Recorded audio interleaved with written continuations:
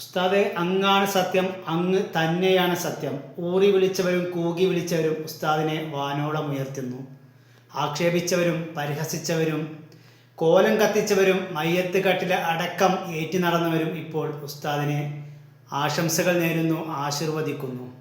എല്ലാവർക്കും അറിയാം, മണ്ണാർക്കാട് ഇലക്ഷൻ സമയത്ത്, ഇലക്ഷൻ്റെ റിസൾട്ട് വന്ന സമയത്ത് ഉസ്താദിനെ ചീത്ത വിളിക്കലും അതുപോലെ കോലം കത്തിക്കലും അതുപോലെ മയ്യത്ത് കട്ടിലടക്കം ഏറ്റി നടന്നവരും ഇവരെല്ലാവരും ഇപ്പോൾ ഉസ്താദിനെ ആശീർവദിക്കുകയാണ്, ഉസ്താദിൻ്റെ യാത്രയെ സ്വീകരിക്കുകയാണ്, അവർ ഉസ്താദിനെ അംഗീകരിക്കുകയാണ്. കാലം തെളിയിച്ചു, ഉസ്താദ് തന്നെയാണ് സത്യമെന്ന് കാലം തെളിയിച്ചു. അതാണ് ഷെയ്ഖുന AP കാന്തപുരം ഉസ്താദ്, Indian grand Mufti.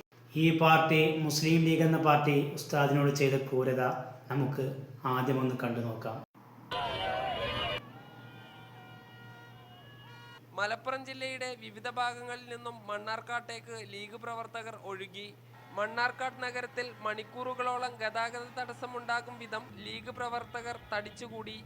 AP Abubakar മുസ്ലിയാരുടെ പ്രസ്താവന തനിക്ക് ഗുണകരമായെന്ന് ഷംസുദ്ദീൻ പറഞ്ഞു. കഴിഞ്ഞ UDF തരംഗത്തിൽ ഞാൻ 8000 വോട്ടിനാണ് ജയിച്ചത്.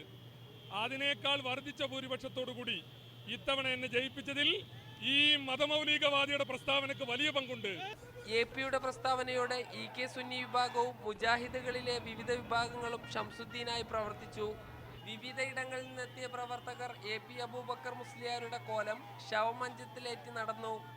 മണ്ണാർക്കാട് ലീഗ് പരാജയപ്പെട്ടാൽ ലീഗിനത് വലിയ രാഷ്ട്രീയ തിരിച്ചടിയാകുമായിരുന്നു. മണ്ണാർക്കാട് നിന്നും ക്യാമറ പേഴ്സൺ വിപിൻ ജെയിംസിനൊപ്പം സാജിദ് അജ്മൽ, മീഡിയ 1. ഉസ്താദിനെ തെറി വിളിച്ചവർ തന്നെ ആ നാവ് കൊണ്ട് ഉസ്താദിനെ പ്രശംസിച്ചുകൊണ്ട് മുദ്രാവാക്യം വിളിക്കേണ്ടി വന്നു. അതാണ് ഷെയ്ഖുന ഷെയ്ഖുസ്സമാൻ AP അബൂബക്കർ മുസ്ലിയാർ ഹഫിദഹുല്ലാ. അള്ളാഹു ഉസ്താദിന് ആഫിയത്തുള്ള ദീർഘായുസ് നൽകുമാറാകട്ടെ. നമുക്ക് ആ വീഡിയോ കൂടി ഒന്ന് കാണാം.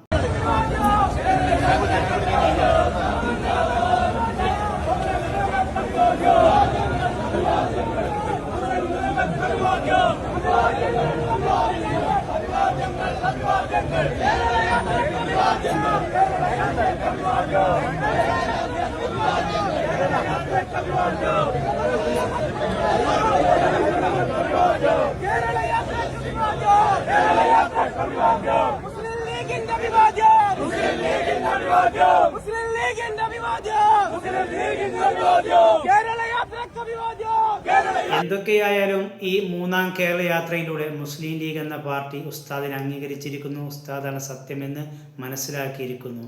അതിനുള്ള ഏക തെളിവാണ് ഈ മൂന്നാം കേരള യാത്ര. വഴിയോരത്ത് മുസ്ലിം ലീഗിൻ്റെ അണികൾ ഉസ്താദിനെ ആശീർവദിക്കാൻ വേണ്ടി കാത്തു നിൽക്കുന്ന വേറിട്ട കാഴ്ചകൾ നാം എല്ലാവരും കണ്ടു.